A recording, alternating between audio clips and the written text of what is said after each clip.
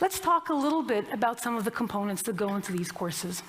The first component is that when you move away from the constraints of a physical classroom and design content explicitly for an online format, you can break away from, for example, the monolithic one-hour lecture.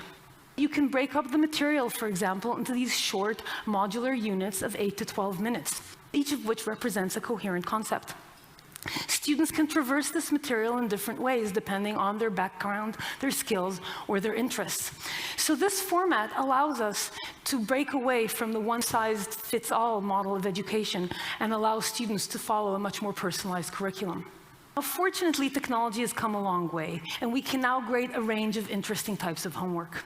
In addition to multiple choice and the kinds of short answer questions that you saw in the video, we can also grade mathematical expressions, as well as mathematical derivations. There's some tremendous opportunities to be had from this kind of framework. The first is that it has the potential of giving us a completely unprecedented look into understanding human learning, because the data that we can collect here is unique. You can collect every click, every homework submission, every forum post from tens of thousands of students.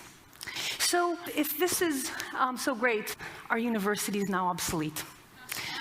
Well, Mark Twain certainly thought so.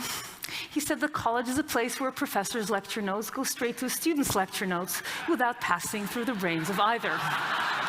To differ with Mark Twain, though, I think what he was complaining about is not universities, but rather the lecture-based format that so many universities spend so much time on. Maybe we should spend less time at universities filling our students' minds with content by lecturing at them, and more time igniting their creativity, their imagination, and their problem-solving skills by actually talking with them.